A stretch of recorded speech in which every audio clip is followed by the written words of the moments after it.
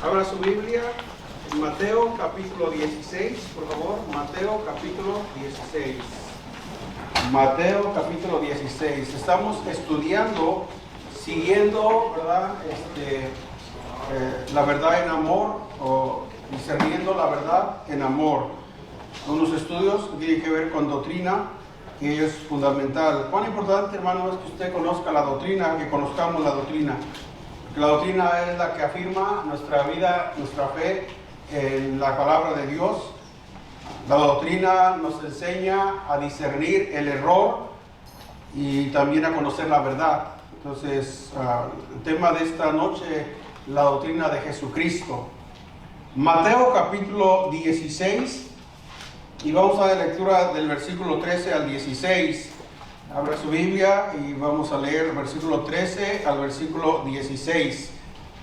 Yo leo el versículo 13, usted es el 14 y en el 16 nos unimos todos juntos. ¿Listos? Si gusta ponerse de pie para dar lectura a la palabra de Dios, si no puede por cuestiones de salud, no se preocupe. Dice la palabra de Dios: viniendo Jesús a la región de Cesarea de Filipo, preguntó a sus discípulos diciendo: ¿quién dicen los hombres que es el Hijo del Hombre? Ellos dijeron, unos Juan el Bautista, otros Elías y otros Jeremías o alguno de los profetas. Y él les dijo: ¿y vosotros, quién decís que soy yo? Respondiendo Simón Pedro dijo: tú eres el Cristo, el Hijo del Dios viviente. Una vez más el versículo 16, respondiendo Simón Pedro dijo: tú eres el Cristo, el Hijo del Dios viviente. Vamos a orar.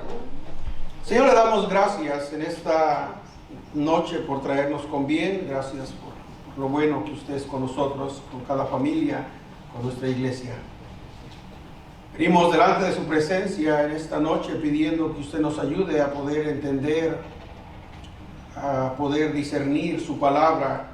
Siga edificando nuestras vidas, denos conocimiento, Señor, de su palabra, y que podamos nosotros poder, Señor, crecer en nuestra vida espiritual y sobre todo para poder enseñar a otros y poder ser de bendición a otros a través de su palabra.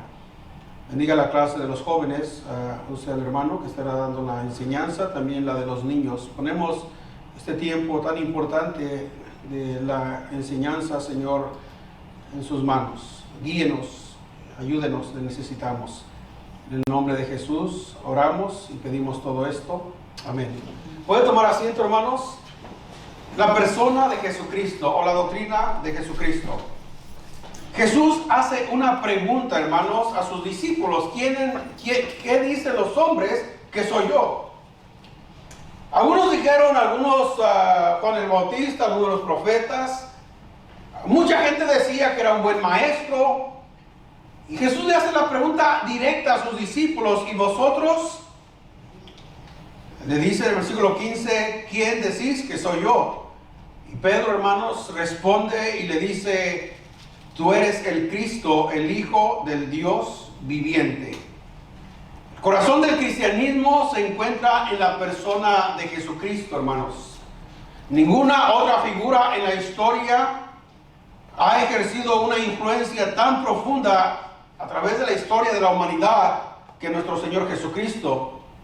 Ahora, sin embargo, más allá de su impacto histórico, la pregunta fundamental sigue siendo la misma que Jesús le hizo a sus discípulos hace 2000 años, y que la gente de verdad tiene que responder a esa pregunta.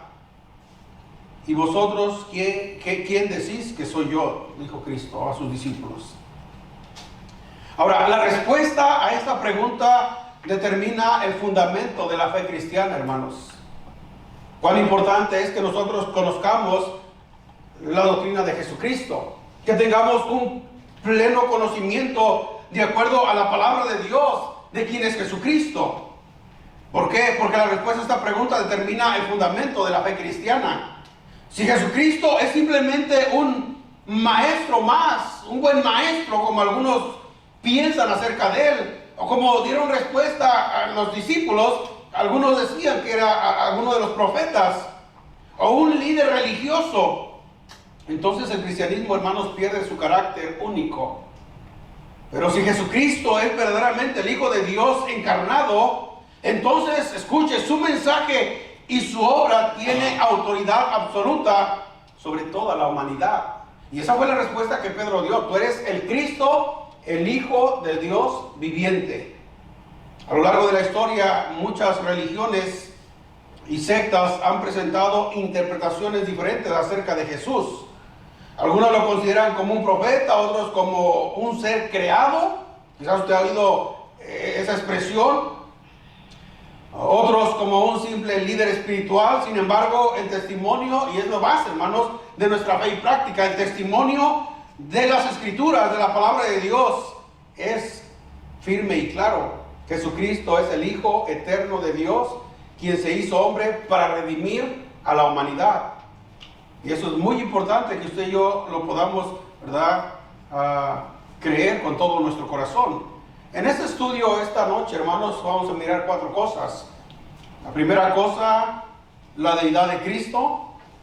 La segunda cosa, la encarnación de Cristo. La tercera, la obra redentora de Cristo. Y la última, la segunda venida de Cristo. Ese es el mensaje esta noche. En primer lugar, veamos, hermanos, la deidad de Cristo. La Biblia es muy clara. Mire la respuesta del apóstol Pedro a la pregunta que hizo Jesús.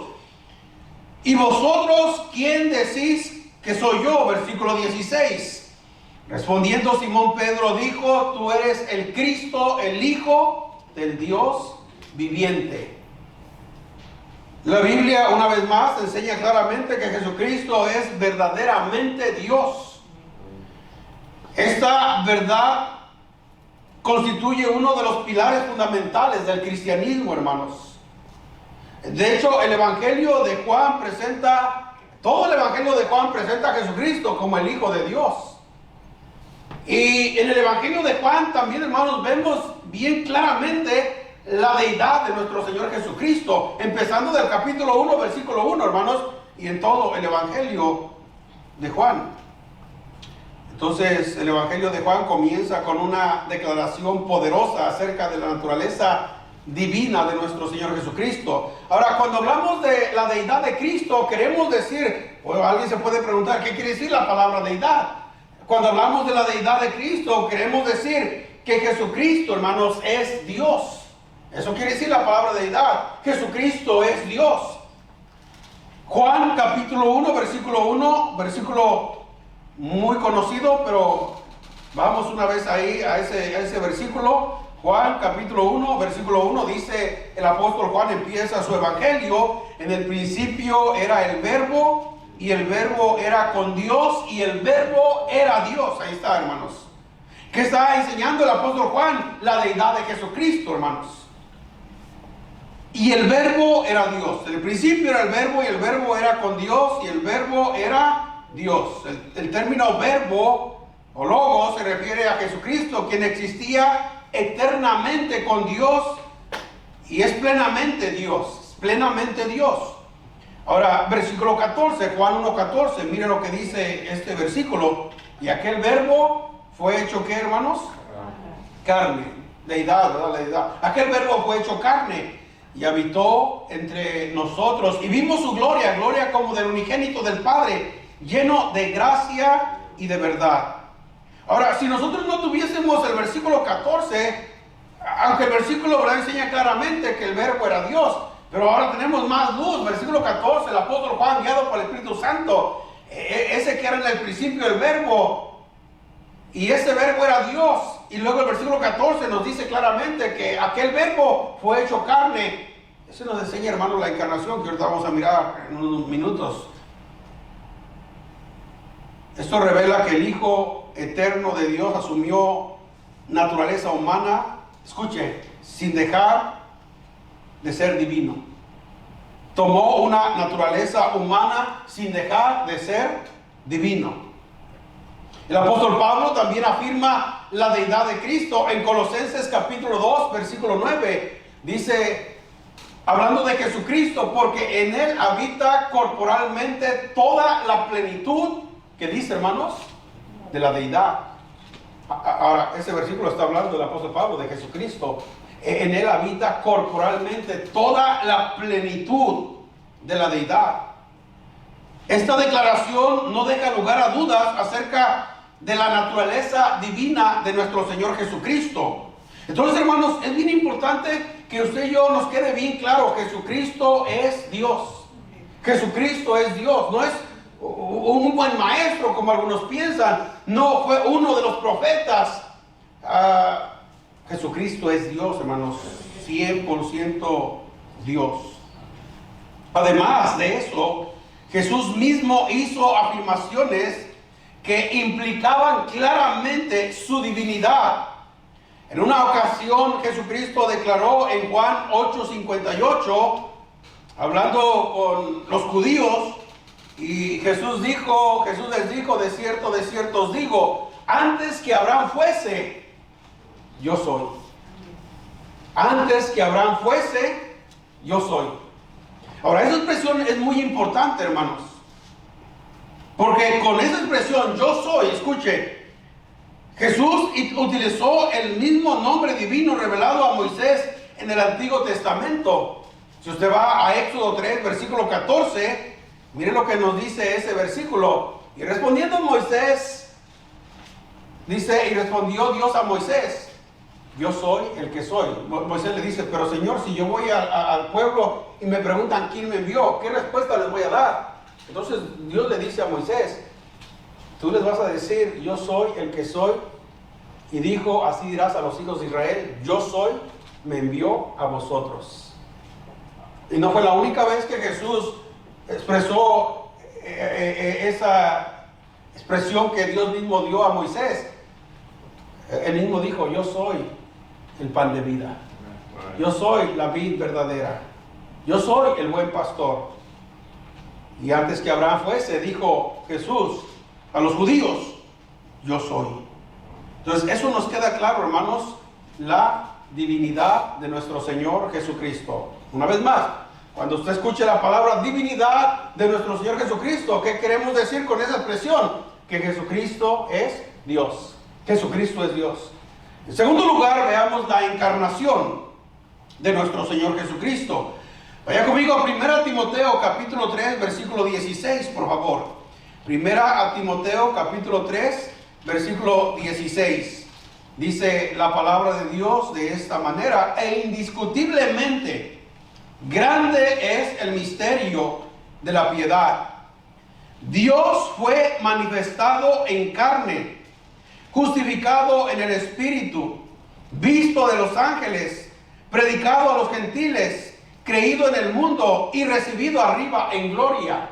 Aquí el apóstol Pablo, hermanos, nos está enseñando ese misterio de la piedad. ¿Y cuál era ese misterio? Un misterio, hermanos, es algo que está oculto, pero para muchos era un misterio, pero para nosotros ya ha sido revelado, hermanos. Muchos misterios del Antiguo Testamento, ellos estaban ocultos, pero a nosotros que nos ha tocado vivir en estos días, hermanos, muchos de esos misterios ya han sido revelados para nosotros. Y qué bendición. ¿Y cuál era ese misterio que habla el apóstol Pablo? Dios fue manifestado en carne. La encarnación, hermanos, es el misterio mediante el cual el Hijo eterno de Dios asumió una naturaleza humana. El apóstol Pablo, una vez más, describe, ¿verdad? Dios fue manifestado en carne, dice, justificado en el Espíritu, visto de los ángeles, predicado a los gentiles, creído en el mundo. Y luego habla de la ascensión de Cristo al final, recibido arriba en gloria. El apóstol Pablo describe este evento de manera profunda en su carta a los Filipenses. Filipenses capítulo 2, quiere ir un poquito atrás, ¿verdad? Filipenses capítulo 2 y versículo 5 y versículo 6. ¿Lo tiene? Dice la palabra de Dios, versículo 5: haya pues en vosotros este sentir que hubo también en Cristo Jesús. Versículo 6: el cual, siendo en forma de Dios, no estimó el ser igual a Dios como cosa a que aferrarse. Versículo 7, sino que se despojó a sí mismo, tomando forma de siervo, hecho semejante a los hombres. ¿Qué está hablando? Está hablando, hermanos, de la encarnación de nuestro Señor Jesucristo. Y estando, versículo 8, en la condición de hombre, se humilló a sí mismo, haciéndose obediente hasta la muerte y muerte de cruz. Ahora, el punto es este, el versículo 6 dice, el cual siendo en forma de Dios, no estimó el ser igual a Dios como cosa a que aferrarse. No, dice el apóstol Pablo a los filipenses, se despojó a sí mismo, tomando forma de siervo. Hermano, la encarnación de Cristo es algo que a nosotros nos debe de maravillar. Dios, creador del universo, se hizo hombre. Ahora, Cristo, siendo plenamente Dios, se humilló voluntariamente para venir al mundo. La encarnación no significa que Cristo dejó de ser Dios, no, en ninguna manera, sino que añadió a su naturaleza divina una naturaleza humana. Eso es bien importante, hermanos. O sea, 100% Dios, 100% hombre. Durante su ministerio terrenal, su vida terrenal de nuestro Señor Jesucristo, no es que, bueno, en su vida terrenal no era Dios, no, era 100% Dios, 100% hombre. Y en su vida y en su ministerio terrenal podemos ver las dos naturalezas en el ministerio y en la vida de nuestro Señor Jesucristo. ¿De qué manera? La naturaleza humana, Cristo se cansó, necesitaba descansar. Cristo tuvo hambre, naturaleza humana. Cristo se entristeció. Cristo lloró. Cristo tuvo sed. Cristo amó, su naturaleza humana, aunque es un atributo divino también el amor. Hermano, todo lo que usted y yo padecemos en esta vida por nuestra naturaleza humana que tenemos, Cristo lo vivió, Cristo lo sintió, Cristo lo experimentó durante su ministerio terrenal. Entonces vemos, hermanos, el lado humano, la naturaleza humana de nuestro Señor Jesucristo, sin dejar por un lado la naturaleza divina. Ahora, por otro lado, Cristo, hermanos, Cristo conocía los pensamientos de las personas. En una ocasión dijo, ¿por qué caviláis en vuestros pensamientos? Sabiendo los pensamientos de ellos, dijo, Cristo sanó enfermos. Solamente Dios puede sanar enfermos. Cristo, algo que lo acusaron porque había blasfemado, Cristo perdonó pecados. A ti te digo, tus pecados te son perdonados. Dijeron, blasfemia dice, porque solamente Dios puede perdonar pecados. Y Cristo dijo, para que sepáis que el Hijo del Hombre tiene autoridad, aquí no solamente perdonó pecados, también los sanó. Cristo resucitó muertos, a Lázaro. Cristo caminó sobre las aguas, naturaleza divina. Cristo calmó la tempestad, ¿se acuerda? Cuando estaban en el mar. Hermano, no tenía límite Cristo en su naturaleza divina. Aún cuando fue crucificado, dice que le vendaron los ojos y lo golpearon y le decían, dinos quién te golpeó. Él podía y él sabía quién lo había golpeado, pero él, hermanos, él vino a hacer la voluntad del Padre. Cuando él estaba en la cruz, él podía clamar al Padre y una legión de ángeles, o él más, con una sola orden podía destruir a toda esa gente, pero él sabía el propósito por el cual había venido, hermanos. ¿Se da cuenta? Entonces, ahora, otra cosa importante, hermanos, durante su ministerio terrenal tenía la naturaleza divina, la naturaleza humana, pero la gloria y el esplendor, hermanos, de la naturaleza divina, algunos teólogos han dicho, hermanos, que estaba velada para que, verdad, no podían ver toda su gloria en su esplendor, porque, hermano, nadie puede ver la gloria de Dios con este cuerpo, pero podemos ver sus obras, su poder durante su ministerio terrenal. Qué hermano, qué interesante y qué fascinante es nuestro Señor Jesucristo. Ahora, esto significa que Jesucristo tenía en su encarnación dos naturalezas, la humana y la divina, y eso significa que Jesucristo es plenamente Dios durante su ministerio terrenal, su vida terrenal, y también, hermanos, plenamente hombre. Dos naturalezas. Por eso dice el escritor de los Hebreos que no tenemos un gran sumo sacerdote que no pueda compadecerse en nuestras debilidades, sino uno que fue tentado en todo. Pero la diferencia entre Cristo y nosotros es que Él nunca pecó. Acerquémonos confiadamente al trono de la gracia. El profeta Isaías había anunciado esta verdad siglos antes. En Isaías 9:6, 700 años antes del nacimiento, Isaías había profetizado, hermanos, porque un niño nos es nacido, hijo nos es dado, hablando de la naturaleza humana de nuestro Señor Jesucristo. Y Jesús nació de una virgen cumpliendo la profecía mesiánica. Isaías 7:14, he aquí que la virgen concebirá y dará a luz un hijo y llamará su nombre Emmanuel, que traducido es Dios con nosotros.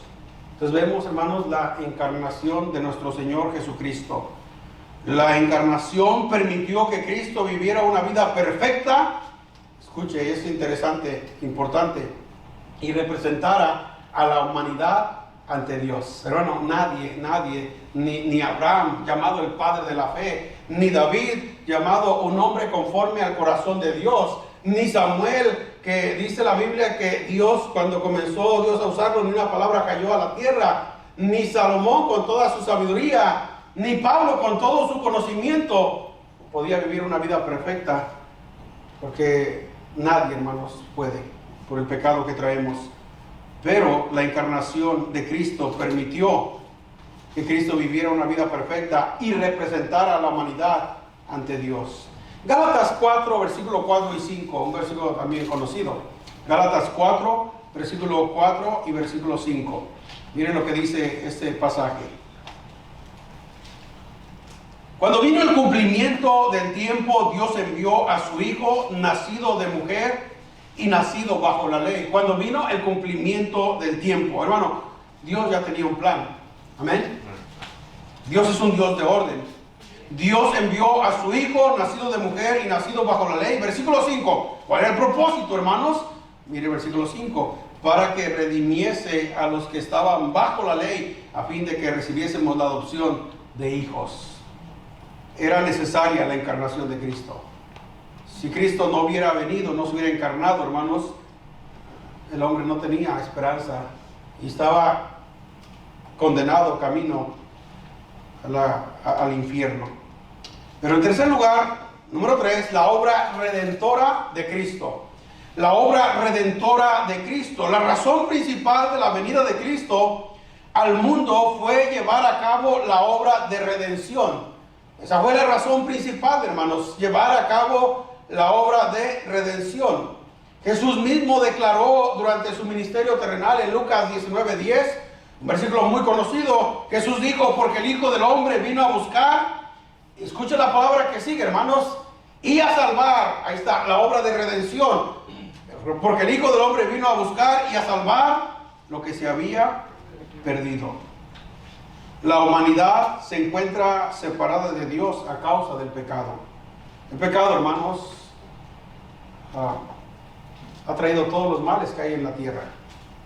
Todos los males, toda la maldad es consecuencia del pecado.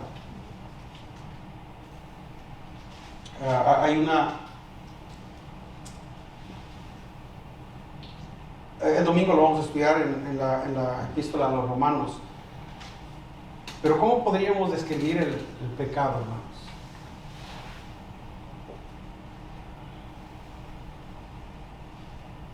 A veces pensamos que el pecado, es indefenso. Hermano, por un solo pecado, el hombre fue afectado. La creación fue afectada. Y ahora vemos todas las consecuencias del pecado. ¿Se da cuenta? A veces podemos amar el pecado. ¿Sabe? Cristo le costó la vida para redimirnos. ¿Y cuál fue la razón? Por el pecado. No debemos de amar el pecado. Es más, debemos orar, Señor, ayúdame a mirar el pecado como tú lo miras. ¿Y saben cómo mira Dios el pecado? ¿Alguien sabe? Dice la Biblia que Dios aborrece el pecado. Dios aborrece el pecado.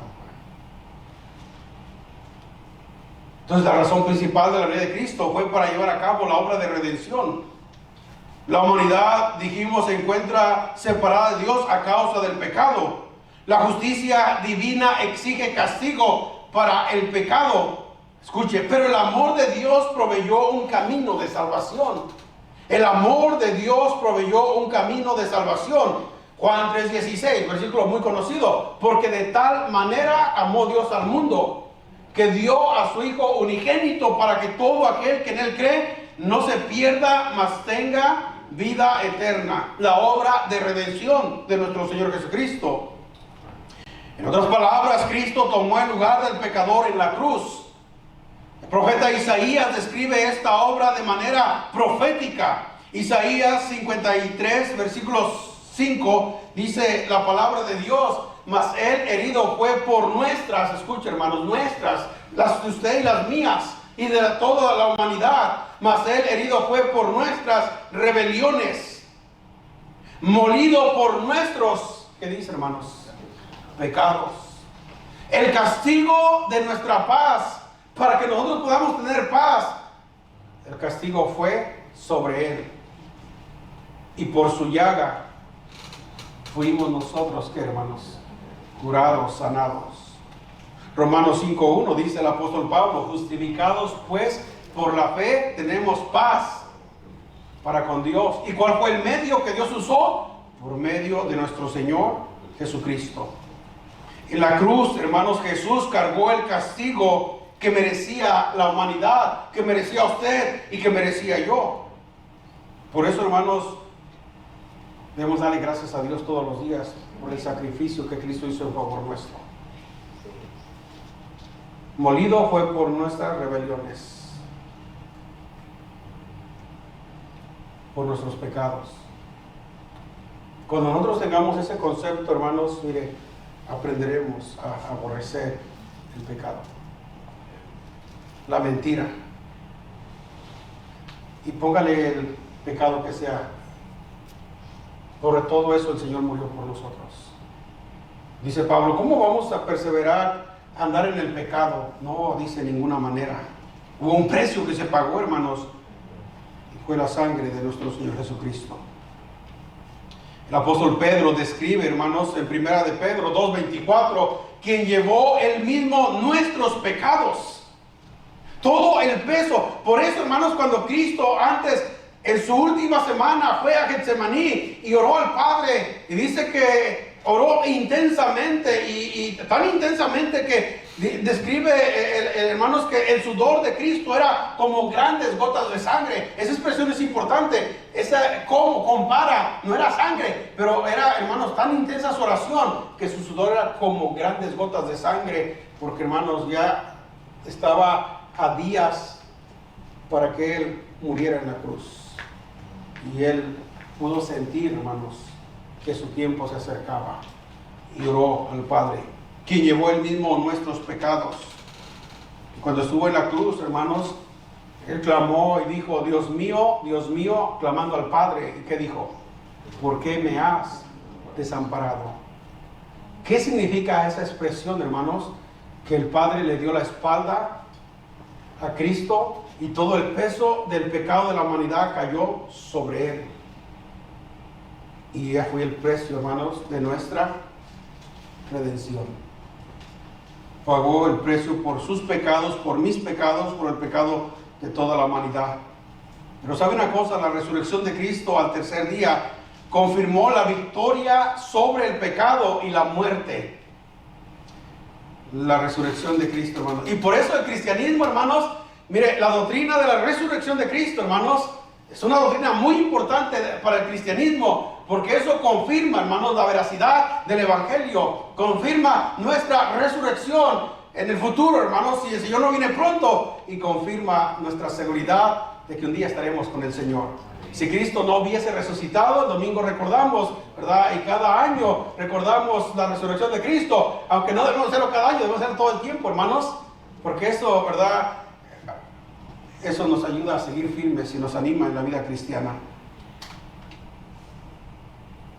El apóstol Pablo declara en 1 Corintios 15, versículos 3 y 4. Si quiere ir conmigo, 1 Corintios, capítulo 15, versículo 3 y versículo 4. Porque primeramente os he enseñado lo que asimismo recibí. O sea, hablando de el sacrificio de Cristo, ¿verdad? Lo que hizo, la obra de redención de Cristo. Versículo 3 una vez más, porque primeramente os he enseñado lo que asimismo recibí, que Cristo murió por nuestros pecados conforme a las Escrituras, y que fue sepultado y que resucitó al tercer día conforme a las Escrituras. Ahí está, hermanos. Cristo pagó el precio por nuestra redención. La salvación es posible únicamente gracias a esta obra redentora que Cristo hizo en la cruz del Calvario. Si no, hermanos, no había salvación, no había esperanza para la humanidad. Y debemos darle gracias a Dios todos los días por ese sacrificio, hermanos, que el Señor hizo por nosotros. Fue un gran sacrificio. Fue un gran precio que se pagó. ¿Cuántos animales en el Antiguo Testamento fueron sacrificados por el pecado del pueblo de Israel? Y dice el escritor a los hebreos, dice que la sangre de los machos cabríos no podían quitar el pecado, simplemente lo cubrían. Y el Señor dijo: no más sacrificios, y envió al sacrificio perfecto. Que Juan el Bautista, cuando venía Jesús, dijo: he aquí el Cordero de Dios que quita el pecado del mundo. No que borra el pecado, no que cubre el pecado, que quita el pecado del mundo.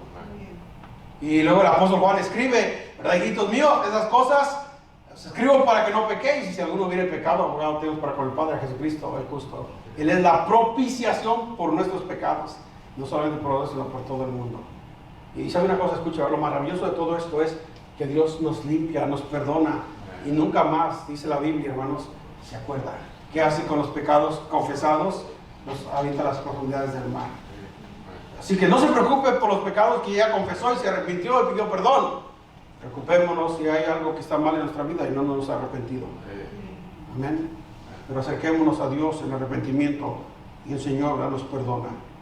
Eso no es licencia para pecar en ninguna manera. Pero mientras estemos en esta tierra, pecamos. Amén. Consciente o inconscientemente. Pero clamemos a Cristo en arrepentimiento, y la sangre de Cristo nos limpia de todo pecado. Número 4, y la última cosa, hermanos, la segunda venida de Cristo. El ministerio de Cristo no terminó con su ascensión al cielo. Bueno, terminó su obra terrenal, hermanos, pero su ministerio sigue. La Biblia enseña que Jesucristo regresará nuevamente a la tierra. Los ángeles declararon a los discípulos después de la ascensión. Hechos capítulo 1, versículo 11. Si gusta ir ahí. Hechos capítulo 1. Vamos a leer versículo 6. Entonces los que se habían reunido le preguntaron diciendo: Señor, ¿restaurarás el reino a Israel en este tiempo? Y él les dijo: no os toca a vosotros saber los tiempos o las sazones que el Padre puso en una sola potestad, pero recibiréis poder cuando haya venido sobre vosotros el Espíritu Santo, y me seréis testigos en Jerusalén, en toda Judea, en Samaria y hasta lo último en la tierra. Habiendo dicho estas cosas, viéndolo ellos, fue alzado y le recibió una nube que le ocultó de sus ojos. Versículo 10, y estando ellos con los ojos puestos en el cielo, entre tanto que él se iba, he aquí se pusieron junto a ellos dos varones con vestiduras blancas, eran ángeles, los cuales también les dijeron: varones galileos, ¿por qué estáis mirando al cielo? Este mismo Jesús que ha sido tomado de vosotros al cielo, escuchen, hermanos, así vendrá como le habéis visto ir al cielo. La segunda venida de Cristo. Ahora quiero aclarar, hermanos, la segunda venida es un acontecimiento muy diferente al rapto de la iglesia o el arrebatamiento que la Biblia nos enseña. Cuando habla de la segunda venida es cuando Cristo viene otra vez, hermanos, a la tierra y reina 1000 años. A ese acontecimiento se está refiriendo, hermanos, ese versículo. Y cuando hablamos de la segunda venida de Cristo, Estamos hablando que cuando Cristo va a venir con la iglesia a reinar 1000 años. La segunda venida de Cristo es una esperanza central en la vida del cristianismo y para la iglesia. Cuando Cristo regrese, juzgará al mundo con justicia, establecerá plenamente su reino y recompensará, hermanos, los creyentes. Jesús mismo prometió: vendré otra vez. De hecho, cuando se cierra el Apocalipsis, el apóstol Juan termina y dice: si ven, Señor Jesús, la segunda venida de nuestro Señor Jesucristo. Ahora, este es un tema, hermanos, que podemos estudiarlo ampliamente. No tenemos el tiempo para hacerlo, pero en otra ocasión lo vamos a hacer. Pero gracias a Dios por la segunda venida que Cristo prometió y Él vendrá. Amén. Vamos a concluir. La persona de Jesucristo ocupa el lugar central en el mensaje del Evangelio. No hay Evangelio sin Jesucristo, hermanos. Amén. Muerte, sepultura y resurrección. ¿Qué es el Evangelio? Muerte, sepultura y resurrección de Cristo. La Biblia enseña que Jesucristo es el Hijo eterno de Dios. Ya lo estudiamos. Dios encarnado, la encarnación de Cristo. El Salvador del mundo, el Hijo del Hombre vino a buscar y a salvar lo que se había perdido. Y el Rey que volverá en gloria. El Rey de Reyes y Señor de Señores. Cualquier enseñanza que distorsione la identidad de Cristo se aparta de la verdad del Evangelio. Por esta razón, la iglesia debe proclamar con fidelidad la verdad y la verdadera identidad de Jesucristo. Ahora, hermano, ¿por qué le digo esto? Mire, es bien importante que usted y yo tengamos, ¿verdad?, bien entendido en nuestra mente y en nuestro corazón la doctrina de Jesucristo. Pero no solamente la doctrina de Jesucristo, la doctrina de las Escrituras, la doctrina de Dios, la doctrina del Espíritu Santo. Porque a veces, hermano, usted va a estar en lugares donde van a estar enseñando y usted va a poder discernir el error rápidamente, hermano. Si usted conoce la doctrina, si usted conoce las Escrituras, mire, rápidamente usted lo va a discernir. Pero si usted no tiene conocimiento, puede pagarse a alguien y hablar muy bonito, tener elocuencia, pero no porque tenga elocuencia quiere decir que está proclamando la verdad. Por eso es bien importante, hermanos, que usted y yo tengamos firmes convicciones y un entendimiento correcto conforme a las Escrituras de Dios, de Jesucristo y de todo lo que involucra, hermanos, la fe cristiana. Porque, hermano, es bien fácil ser engañados. Es bien bonito decirle, bueno, todos vamos a ir al cielo. Pero eso no enseña las Escrituras. Entonces, y ese es el propósito, hermanos, siguiendo la verdad en amor, crezcamos. Porque hoy en día, hermanos, ya no se predica el Evangelio. Y un día, ¿sabe una cosa? Un día el Señor nos va a llamar a cuentas a nosotros. Yo creo que va a ser muy duro para los predicadores cuando nos presentemos delante de Dios y que el Señor nos llame a cuentas y que nos diga por qué no predicamos su palabra. Pablo le dijo a Timoteo: predica la palabra. No mis palabras, no, la palabra de Dios. Pero necesitamos conocerla. Termino con un versículo, 1 Corintios 3:11. Porque nadie puede poner otro fundamento que el que está puesto, el cual es, ¿cuál es, hermano? Jesucristo. Nadie puede poner otro fundamento que el que está puesto, el cual es Jesucristo. Sobre ese fundamento, la iglesia debe ser edificada y la vida de cada cristiano. La doctrina de Cristo.